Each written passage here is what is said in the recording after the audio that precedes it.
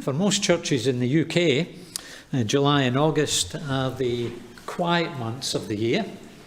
That is when many within the church go on holiday, and so that is when their Sunday congregations are at their smallest. For us here in Bangor, it is often the other way round. Although people in this church do go away at this time of year, our biggest Sunday congregations are often in July and August. And that is because, as some of you know, we are privileged to have holidaymakers join us on a Sunday. And can I just say that we do consider that a great blessing. But as you can appreciate, most people come to North Wales for a week, perhaps 2 at the most if they think the forecast is going to be reasonable. And so every Sunday, we have the privilege of meeting new people and seeing new faces. That means that the congregation changes every week. At this time of year, we are what you might call a very changeable congregation. And from what we read in Luke chapter 4, it appears that we are not the first.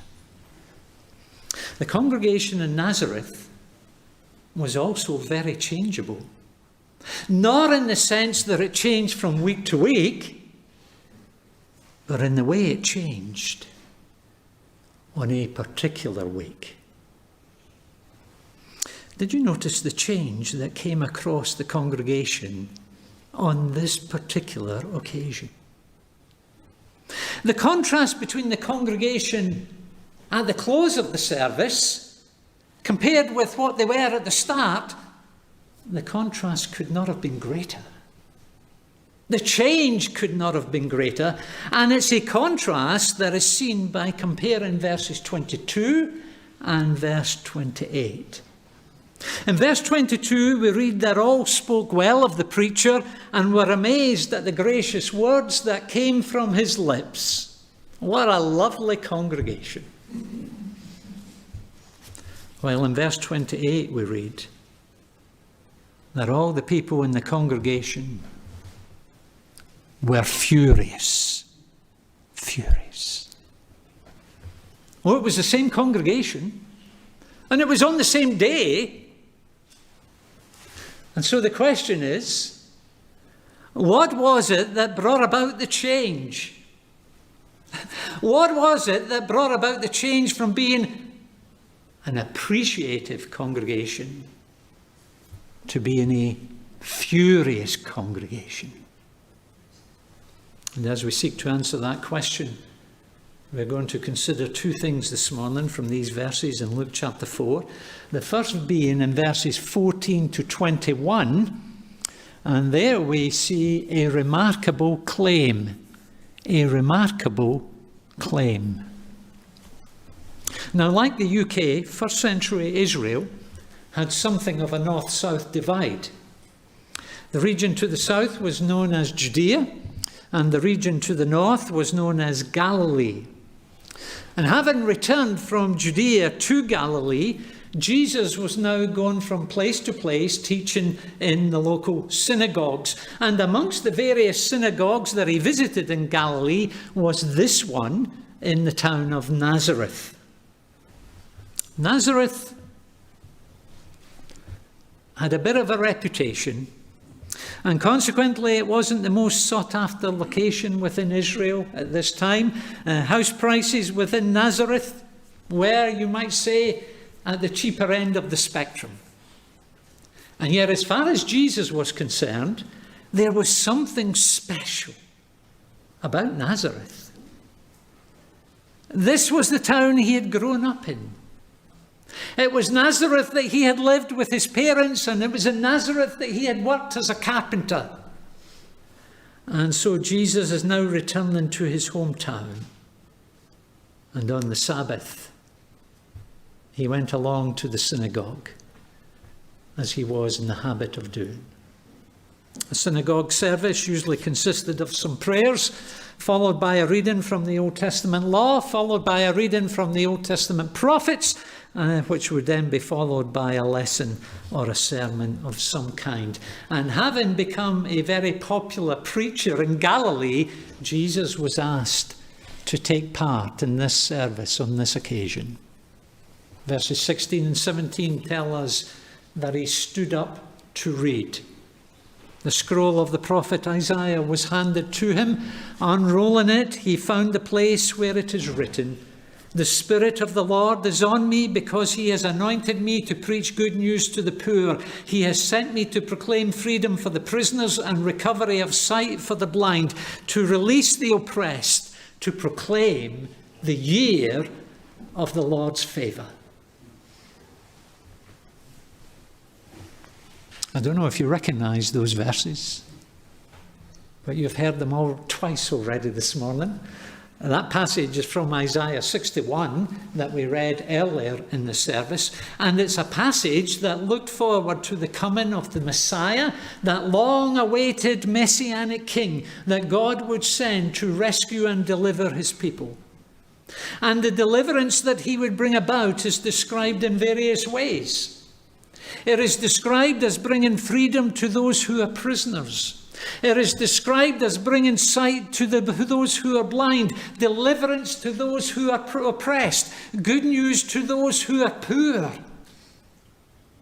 His coming is being portrayed as the dawning of a new era, the year of the Lord's favour.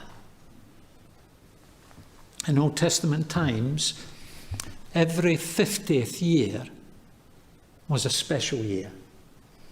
It was called a year of Jubilee. You can read about it in Leviticus 25. And during that year, the year of Jubilee, it was a great year. You know what? During the year of Jubilee, debts were cancelled. Can you imagine that? Debts were cancelled. Slaves were freed. People were able to make a fresh start in life and have a clean sheet in life. It was a year in which an Israelite experienced the favour and the forgiveness of his fellow Israelites. But in Isaiah 61, the coming of the Messiah is being portrayed as something more than the usual Jubilee. It is portrayed as a time when men and women would know not merely the favour and the forgiveness of those around them, but it's been portrayed as a time when they would know the favour and the forgiveness of God. And as a result, there would be the opportunity for people to have a clean sheet in their standing before God and a fresh start in their relationship with God. It was an era which the Old Testament prophets looked forward to with great anticipation, and I'm sure you can understand why. Because the thought of having a clean sheet with God and the thought of having a fresh start with God is quite something, is it not? It's something that we all need. You see, the poverty and the blindness and the captivity that Isaiah 61 is referring to are not to be understood merely in literal physical terms. Instead, it's referring to the spiritual condition of men and women and young people in every generation. And you might say, oh, never thought of that. Why is that the case? Well, due to the sin in our lives, have you ever realized that we are not the free, independent, autonomous people that we like to think we are? Instead, the Bible portrays us as being prisoners or captives, even slaves to the power of sin. And if you disagree with that idea this morning, if you object to that idea this morning, then perhaps you would be willing to participate in a little exercise. From tomorrow morning, we'll give you the rest of this day to do what you want, but from tomorrow morning, you try, here's the challenge, you try and live a perfect life. Okay? From the moment you wake up tomorrow, you try and live without doing anything wrong, without saying those things that you know you shouldn't say, that gossiping, that backbiting, without having those thoughts, you know those thoughts, those bad, lustful, jealous, hateful, spiteful thoughts about other people. You try it for just 1 week. Doesn't sound a lot. 1 week. You try it. And if you're still here next Sunday morning, you can let me know how you've got on. Now, don't worry. I won't go around asking everyone how they've got on with the exercise next Sunday morning, and so don't let the thought of that stop you from coming to church next week. But if you do get through this week, all the way to next Sunday, and you think you have managed to live that perfect life that I've just described, then I would love to hear about it. And I say that seriously.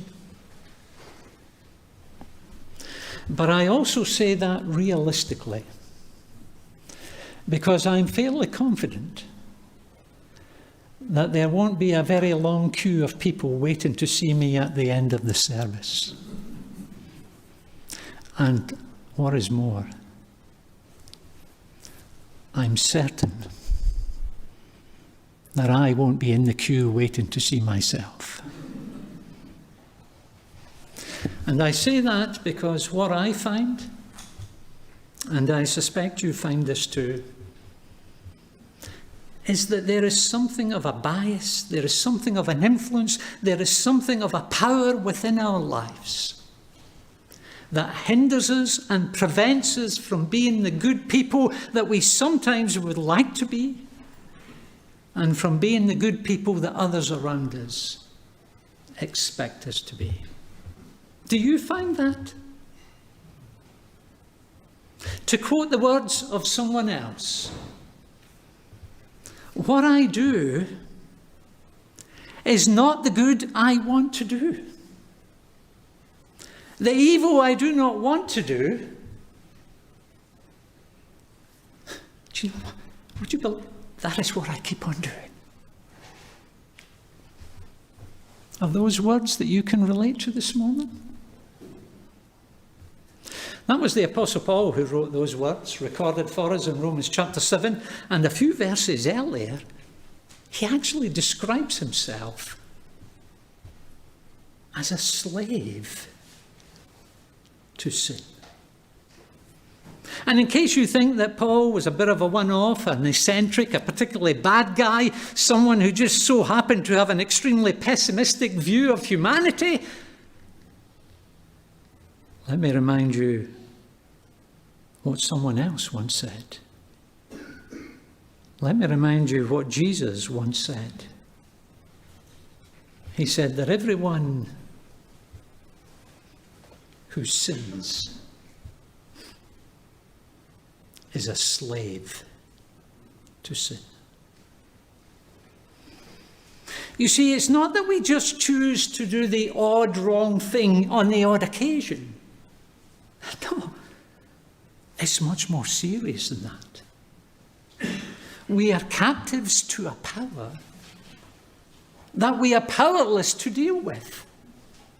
And as a result, we have failed miserably to live the life that our Creator expects of us and to live the life that our Creator demands of us. Powerless to live it. The Bible describes such failure as our debt towards God, and it is because we have run up such a huge debt. Can you picture what the debt is? All the things you've done and said and thought in life that you shouldn't have done. All the things that you should have done that you haven't done. Can you picture what the debt is?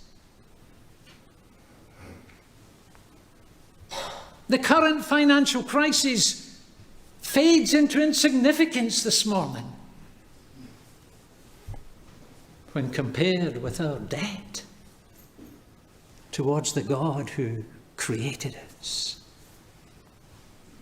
And it's because we have run up such a huge debt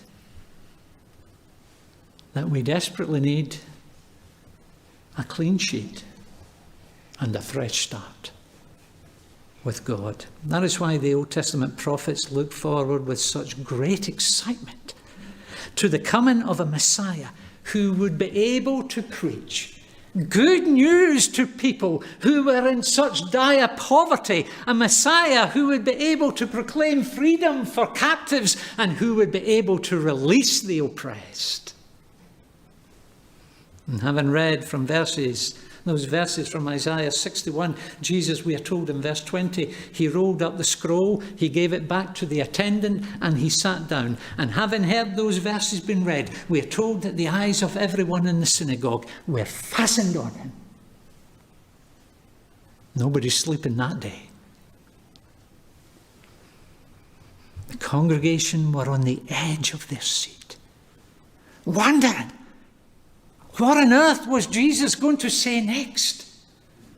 What is Jesus going to say? What more could he say than what Isaiah had said? What is he going to say about the coming of this Messiah? What is he going to say about the dawning of this new era that Isaiah was looking forward to? Is he going to tell us that it's coming in a year? Is he going to tell us it's coming in 10 years? Is he going to tell us it's coming in 20 years? What is he going to say about it? And do you know what he said about it? Verse 21. Today, this scripture is fulfilled in your hearing. In other words, says Jesus, the great and glorious day that the prophets longed for has now dawned. The era of God's favour has come. It has come, says Jesus, because I have come.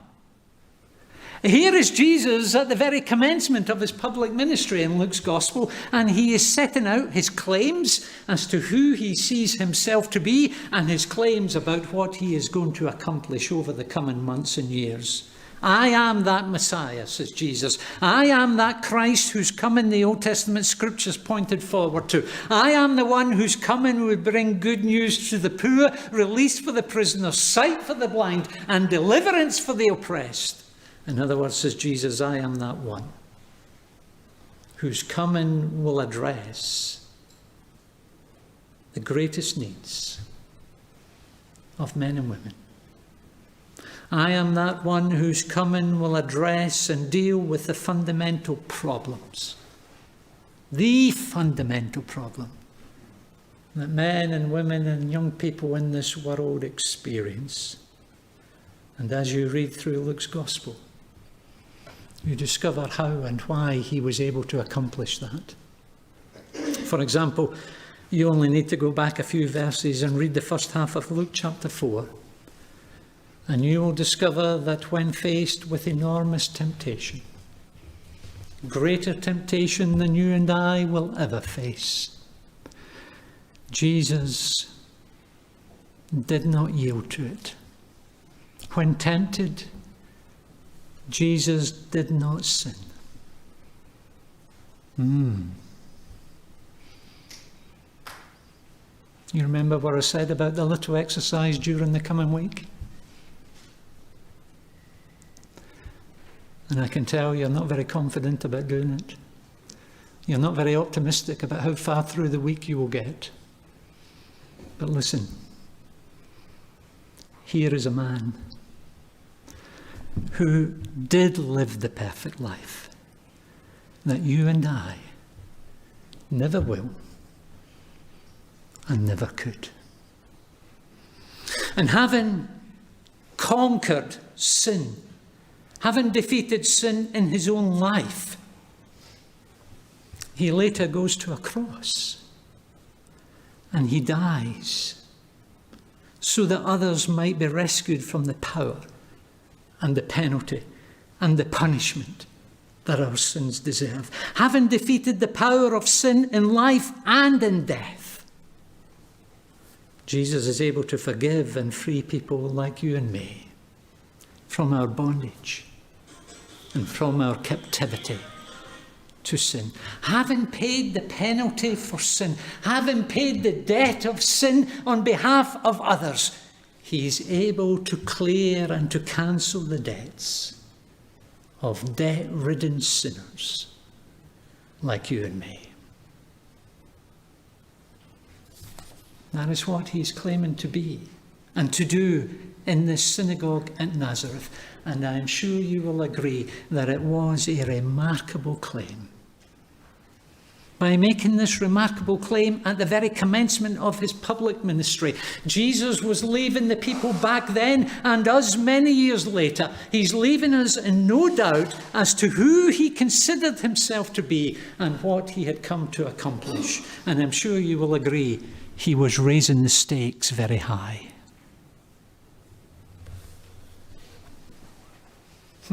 And did you know 2,000 years later, and the stakes are just as high. 2,000 years on, and this is still the claim of Jesus Christ that you and I have to face up to, that you and I have to come to terms with this morning. And what a remarkable claim it is. Moving on, secondly, verses 22 to 30. And there we see not only a remarkable claim, but there we see a regrettable conclusion. A regrettable conclusion. Now, from what we're told in verse 22, it seems that this congregation in Nazareth were quite impressed with Jesus' preaching that day. We are told that they were amazed at the gracious words that came from his lips. He got the thumbs up, all right. Until. Although they have enjoyed the sermon to some extent, it seems that as the service drew to a close, this congregation has a niggling doubt in their mind. And that doubt is expressed at the close of verse 22. Hang on a minute. Isn't this Joseph's son? Isn't this the same Jesus that we remember growing up as a lad in our neighbourhood? Isn't this the Jesus who we remember playing football or cricket in our streets and who helped out in his father's workshop? It is. It's the same Jesus. And so that being the case, surely this Jesus cannot be serious in making such remarkable claims about himself. And so although they have appreciated some things about the sermon, they cannot accept the fact that this Jesus of Nazareth has claimed to be the Christ, the Messiah that Old Testament scripture pointed forward to. They cannot accept the claims of this Jesus to be the one who would bring to pass all the great blessings of Isaiah 61. And we know that that's the sticking point with them because of what Jesus says in response. Verse 23, he says, surely you will quote this proverb to me. Physician, heal yourself. Do here in your hometown what we have heard you do in Capernaum. In other words, says Jesus, you are cynical and you're sceptical about my right to make such a claim. Just as you might say to someone who claims to be a doctor, heal yourself. And then we'll believe that you're in a position to heal others. So, says Jesus, you're demanding evidence to substantiate my claims. Evidence such as some of those miracles that you've heard that I've did elsewhere. And far from being a genuine quest for information or confirmation, their demands amount to nothing less than a cynical rejection of all that Jesus has claimed concerning himself. We know that because of what Jesus goes on to say in verse 24. I tell you the truth, no prophet is accepted in his hometown. Jesus has announced that he has come to bring sight and deliverance and the cancellation of debts. You would think they would see that as being great news. But rather than appreciating their desperate need of Jesus with respect to those things, these people think that it is Jesus who is in desperate need of them. They think that they have the upper hand and are therefore able to call the shots and stipulate what Jesus must do if they're going to accept him and his claims. Jesus said that he has come to bring God's favour, but they think that it is they who can do him a favour. They assume that it is they who are in a position of strength. And the reason they do so is because they have failed to appreciate that the spiritual poverty and blindness and bondage that Jesus has been describing is an accurate description of them. They have failed to realise that. Or they no doubt could think of other people of whom that would be true. Do you know, isn't it? Do you ever find that when you read about spiritual blindness and sin and our failure to live up to God's demand? Have you ever noticed? It's so easy to think of other people who fit the bill rather than yourself. Have you ever noticed that? And so it would be with these people. They no doubt could think of other people that would be true of. Do you know who they would have thought of? Straight away. They would have thought of Gentiles, pagans, foreigners, people like that. But not us, they would have said. Not us. We are respectable, religious Israelites who, don't forget, are in the Sabbath, in the synagogue, in the Sabbath. And so how could such things ever be true of us?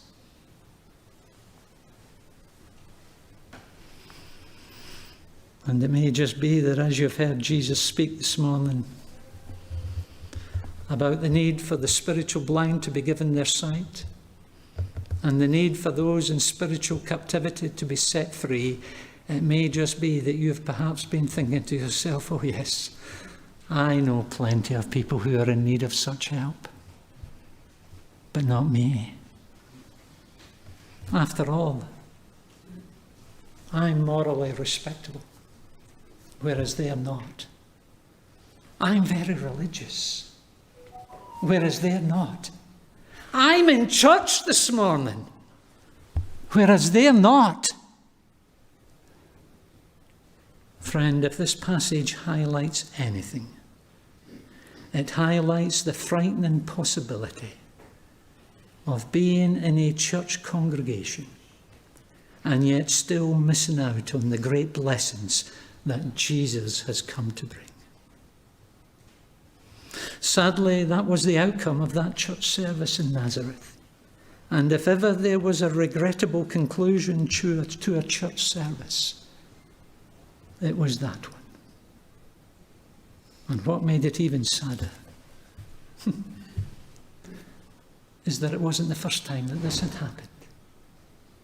They weren't the first people in Israel's history to find themselves in that situation. If you look at verses 25 to 27, you'll see that Jesus goes on to remind them and to remind us of two occasions from Old Testament history when respectable religious Israelites failed to appreciate their desperate need of God's undeserved favour and forgiveness, and consequently it was foreigners who knew the blessing and favour of God. The two occasions quoted are taken from the days of Elijah and Elisha. Having just said that no prophet is accepted in his hometown, Jesus now refers to two occasions when prophets who were sent by God to Israel were rejected by the people of Israel. And as a consequence, it wasn't the widows of Israel who knew the blessing of God during the famine of Elijah's day. But instead it was a widow from Zarephath over the border in Sidon. And likewise, although there were many lepers in Israel in Elisha's time, none of them were cleansed. Instead, it was Naaman the Syrian. And please note, it was the mention of Naaman the Syrian and the widow from Sidon that made the congregation furious. Furious. So furious that they drove Jesus out of the town up a hill with a view to killing him. They are furious because they prided themselves in being of Jewish nationality and assumed that that made them better than everybody else, especially better than the Sidonians and the Syrians. We are much better than them. They assumed that their history and their heritage automatically put them in the right with God and qualified them for the blessing of God. And yet Jesus has demonstrated from Old Testament history that it's not nationality or ethnicity that leads to God's blessing. Both occasions in history demonstrate the danger and the folly of thinking that our history or our heritage or our religious respectability will be enough to merit God's favour and enjoy God's blessing. That was the fatal assumption that the people of Israel made in Elijah's day. That was the fatal assumption that the people made in Elisha's day. And now this religious congregation in Nazareth are in danger of making the very same mistake in Jesus' day. Having been visited by an infinitely greater prophet than Elijah or Elisha, having been visited by the very Christ of God, the very Son of God, they reject him. And in doing so, fail to enjoy the blessings of God, which they so desperately need.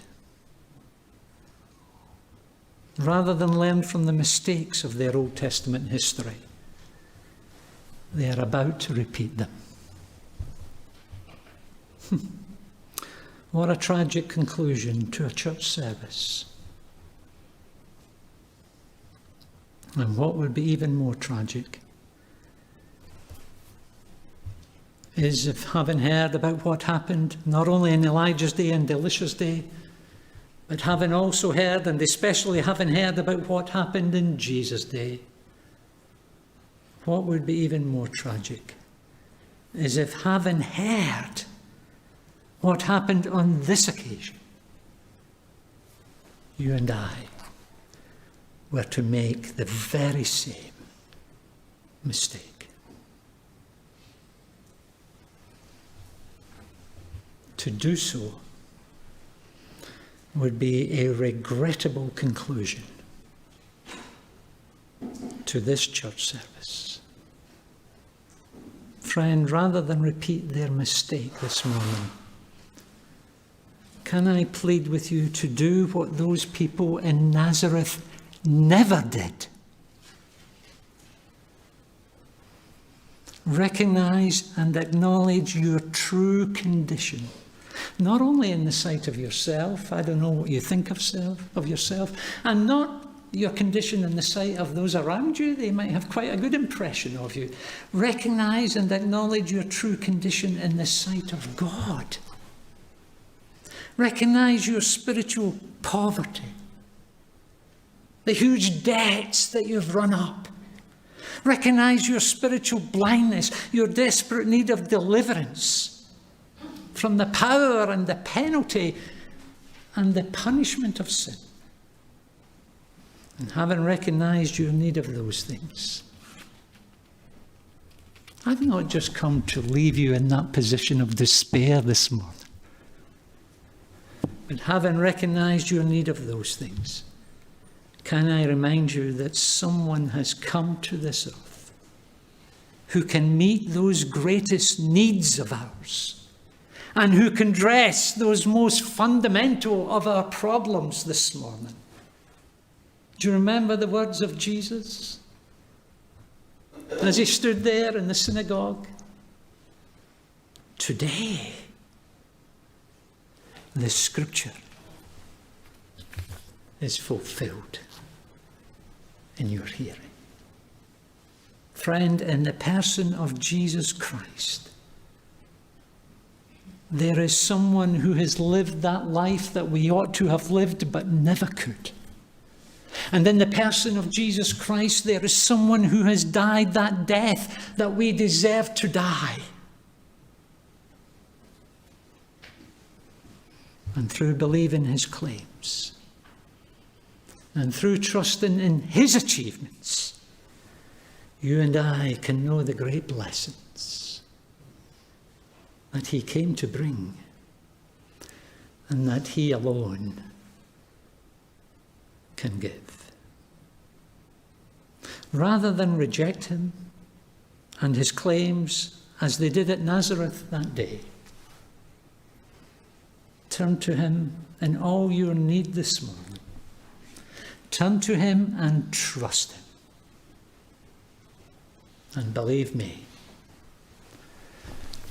that will be a conclusion you will never regret. Never. You will be grateful, not only for the rest of your life, but you will be grateful throughout a coming eternity that this Jesus came from heaven to earth in order to rescue, in order to redeem, in order to forgive, in order to deliver guilty, captive, blind, debt-ridden sinners like you and me. You trust in him, and you will be grateful for all eternity.